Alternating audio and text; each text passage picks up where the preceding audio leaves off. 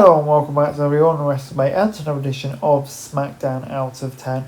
John Cena's farewell tour will culminate with a match against the winner of a tournament that's taking place across all WWE brands at the moment. And yeah, SmackDown saw 2 matches from that tournament, and yeah, lots of other stuff as well. It opened with a recap of Alexa Bliss and Charlotte Flair losing the tag titles last week before Rhea and Io came to the ring to kick things off. They were soon joined by their War Games teammates Flair and Bliss. Flair said she trusts Bliss but doesn't trust Ripley and doesn't want to be on the team with her. The Queen left as Bliss, Ripley and Sky looked confused. That's how the segment ended, so they either have to find somewhere to replace her. The kind of segment that could have achieved this the same thing backstage. It didn't do anything to make us look forward to the match, but it did leave us with questions. So yeah, definitely created a little intrigue. Moving on into Jey Uso versus The Miz in that tournament. As Uso was hyping up the encore, The Miz interrupts him. The music starts off, the match starts off slow, but picked up steam before it cut to a break. We return to see the A-lister in control. He scored a 2 count with a nice DDT, but Uso began to make a comeback once he recovered. The Miz hit his finisher, but couldn't get the pin. Once main event Jey got his footing back, he was able to score the win to advance the tournament. It was a solid match, but nothing to write home about. Both guys look good, but yeah, there was a lack of urgency in this one. I'll give it a 6 out of 10. Moving on into Ilya Dragunov versus Axiom. During a backstage segment, Cody ended up agreeing to defend the WWE title against Bronson Reed later.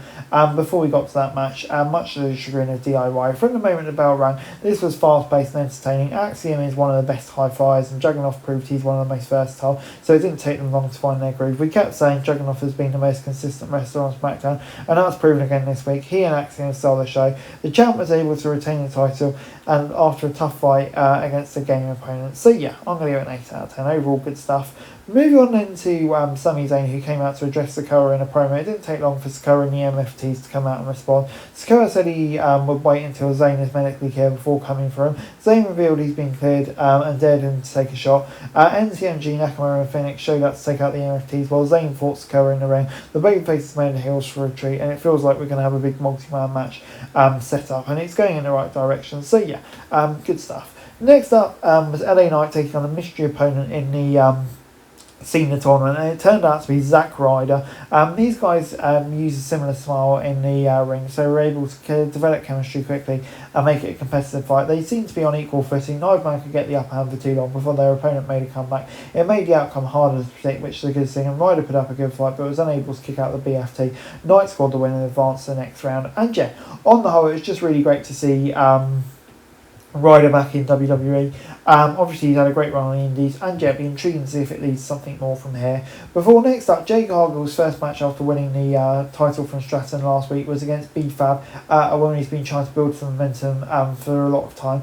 Cargill looked confident and dominant right away. B-Fab tried to bring the fight to her, but the champ quickly took control and hit chokedown. Then Storm started taking her opponent apart while talking trash the whole time. She hit 2 powerbombs before hitting her finisher from what was as close to squash as you can get. The match was short and had several moves that didn't quite look right. Cargill looked dominant, but yeah, that was about the only outside from a bit of a sloppy and basic squash match. So yeah, 4 out of 10.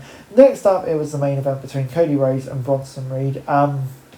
Obviously booked at the request of Rhodes, and the American Nightmare immediately found himself being overpowered by the Auszilla. Unfortunately, the match didn't have a definitive conclusion. Logan Paul interfered and attacked Rhodes to cause a DQ, but the Usos both came out to even the odds. Drew McIntyre showed up and, despite being suspended, went after the Usos. This little bit of the match we got was good, but it ended too soon and in a dirty way, which unfortunately has become a bit too much of a commonplace in WWE these days. So yeah, I'm not going to really give it above a 5 out of 10. And overall, SmackDown gets a 5 out of 10 for me. I mean, there were some good bits on this SmackDown, but it just felt like there are a lot of some messy bits as well. I think, yeah, it's kind of continuing a run where SmackDown's been struggling quite a bit recently, yeah, which is a bit of a shame. So yeah, to be honest, I'm going to give this a 5 out of 10. Guys, that's it for this video. Thanks very much for watching. Remember to like, share, subscribe, follow us on our socials, link in the description below for daily wrestling news, meme and content. Subscribe to our other channels on screen right now, that'd be greatly appreciated. Thanks very much for watching. Peace out.